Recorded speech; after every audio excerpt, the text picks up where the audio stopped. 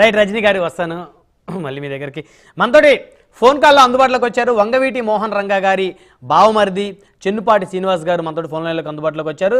Chennupati Srini garu, good evening sir. Good evening Nayak garu. Sir, ఎలా జరుగుతూ ఉంది తెలుగు రాష్ట్రాల్లో వంగవీటి మోహన్ రంగా గారి జయంతి కార్యక్రమాలు ఘనంగా జరుగుతూ ఉన్నాయి. సో ఆయన చనిపోయి 3.5 దశాబ్దాలు కావస్తున్నా ఇంకా గ్రామాన ఆయన విగ్రహాలు వెలుస్తూనే ఉన్నాయి. సో ఆయన రగిలించిన స్ఫూర్తి ఏ మేరకు ఇంకా ప్రజల్లో ఉందనుకోవచ్చు చెన్నుపాటి గారు? దానికి నిదర్శనం ఏంటంటే ఇవాళ మీరు చెప్పినట్టు 3.5 దశాబ్దాల తర్వాత కూడా ఆయన జీవించే ఉన్నాడు, ఆయన మరణించలేదు అని అనటానికి ఈరోజు విజయవాడ నగరం చుట్టుపక్కల ఇబ్రహీంపట్నం కానీ, మైలవరం కానీ, తిరువూరు కానీ, ఇప్పుడు ప్రస్తుతం మేము కంకిపాడులో విగ్రహావిష్కరణ నుంచి చేసుకుని బయలుదేరాము. ఏలూరు, జంగారెడ్డిగూడెం కూడా జరుగుతూ ఉన్నాయి విగ్రహావిష్కరణలు. అంటే దాన్ని బట్టి మీరు అర్థం చేసుకోండి, 3.5 దశాబ్దాల తర్వాత కూడా ఆయన ఇంకా జీవించే ఉన్నాడు అంటానికి ఇంక అంతకంటే నిదర్శనం ఏం లేదు. సో మొత్తానికి వంగవీటి మోహన రంగా గారి ఒక స్మారకాన్ని ఏర్పాటు చేయలేకపోయారనేటువంటి ఒక అసంతృప్తి తెలుగు రాష్ట్రాల్లో ఉన్నటువంటి ఆయన అభిమానుల్లో అయితే ఖచ్చితంగా ఉన్న పరిస్థితి ఉంది. శ్రీనివాస్ గారు, మరి ఏంటి భవిష్యత్తులో అయినా వంగవీటి మోహన్ రంగా గారి స్మారకాన్ని మరి ఏర్పాటు చేసే పరిస్థితులు ఉంటాయి అనుకోవచ్చా? కనీసం ఈ ప్రభుత్వం అయినా ఆశిస్తున్నామండి. ఖచ్చితంగా ఈ ప్రభుత్వం ఆ దిశగా ఆలోచన చేస్తుంది. దీన్ని కూడా సంపూర్తిగా రంగా గారి అభిమానుల్ని సంతృప్తి పరుస్తుందని చెప్పని నేను అనుకుంటున్నాను పక్కాగా.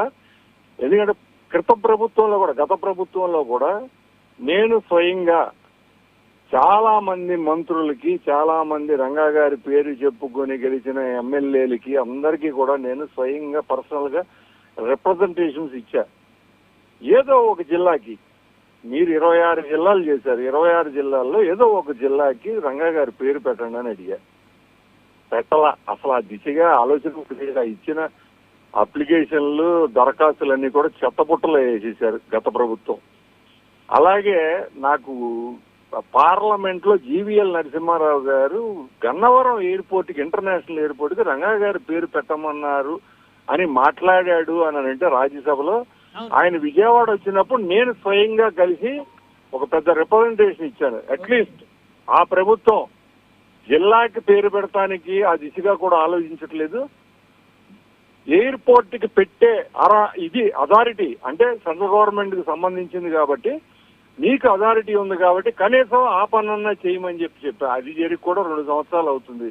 వాళ్ళు కూడా రాజ్యసభలో ఆయన మాట్లాడాడు తప్పించి ఆ దిశగా ఆయన కూడా ఏం ప్రయత్నం చేసినట్టు కనపడలేదండి.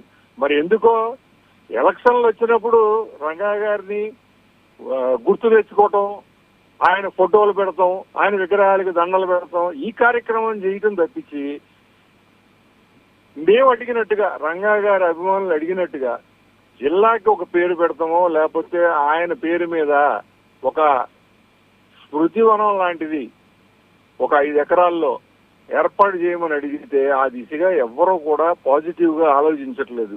కనీసం ఈ ప్రభుత్వం అయినా, నేను ఖచ్చితంగా ఇప్పుడు కొత్త ప్రభుత్వం వచ్చి అందగలి 15 రోజులు అయింది ప్రమాణ స్వీకారం చేసి, కాబట్టి ఈ ప్రస్తుత తరుణంలో ప్రభుత్వం కూడా గత ప్రభుత్వం చేసిన సన్నాసి పనులన్నీ కూడా సరైన గాడిలో పెట్టడానికి వాళ్ళకి కొంత టైం పడుతుంది. ఇప్పుడున్న ప్రభుత్వం, వచ్చిన కొత్త ప్రభుత్వం.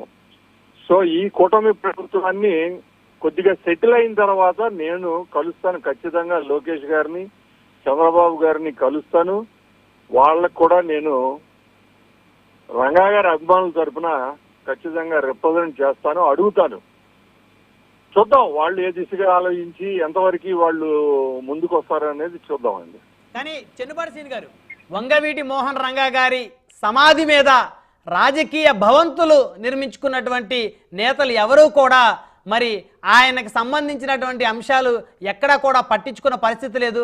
ఆయన అభిమానుల ఆవేదనని మరి ఆక్రందనల్ని కూడా పట్టించుకున్న పరిస్థితి లేదు. మరి ఒప్పుకుంటారా ఈ మాటలకి? ప్రభుత్వాల గురించి అయితే ఒప్పుకుంటానండి. ఇప్పుడు లోకల్ గా గెలిచిన ఎమ్మెల్యేలు కానీ, ఎంపీలు కానీ, ఇవాళ నేను చాలా కార్యక్రమాలకు అటెండ్ అయ్యాను. ఇప్పుడు వసంత కృష్ణ ప్రసాద్ కానీ, కొలికపూడి శ్రీనివాస్ గారు కానీ, అలాగే బోడే ప్రసాద్ కానీ, వాళ్ళ నియోజకవర్గాల్లో నాకు తెలిసి బోడే ప్రసాద్ పెనమలూరు నియోజకవర్గంలో ఇవాళ 3 విగ్రహాల ఆవిష్కారం జరిగినాయి. ఓకే. సో వాళ్ళని తప్పుపడటానికి వీల్లేదు, లోకల్ నాయకత్వాన్ని తప్పుపడటానికి వీల్లేదు. ప్రభుత్వాలే పాజిటివ్ గా ఆలోచించట్లేదు. గతంలో రంగా గారి మరణం తర్వాత అధికారంలోకి వచ్చిన కాంగ్రెస్ పార్టీ ప్రభుత్వం ఏదైతే ఉందో 1989లో కనీసం ఆయన పేరు మీద ఒక స్మృతివనాన్ని కూడా ఎందుకు ఏర్పాటు చేయలేకపోయింది చెన్నుపాటి సీన్ గారు? వెళ్ళారు మీరు. అసలు రంగా గారి సతీమణి రత్నం కుమారి గారి పేరు కేబినెట్ లిస్ట్ లో ఉన్నది తీసేశారు, కేబినెట్ లో నుంచి డిలీట్ చేశారు కాంగ్రెస్ ఇక్కడ రాష్ట్ర నాయకత్వం.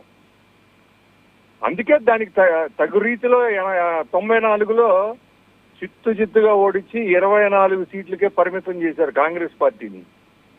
అయినా కానీ కాంగ్రెస్ పార్టీకి సిగ్గు రాలా.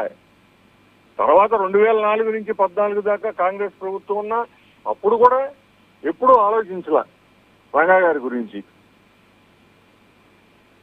రైట్. భవిష్యత్తులో చూడొచ్చు అని అనుకోవచ్చా సీన్ గారు?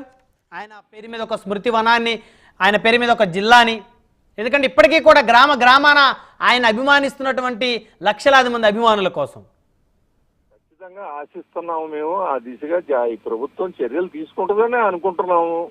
చూద్దామండి ఏం చేస్తుందో ఈ ప్రభుత్వం. గత ప్రభుత్వం చేయలేదు, ఈ ప్రభుత్వం ఏం చేస్తుందో చూద్దాం. ధన్యవాదాలు చెన్నుపాటి శ్రీనివాస్ గారు ఫోన్ లైన్లోకి అందుబాటులోకి వచ్చినందుకు. రైట్.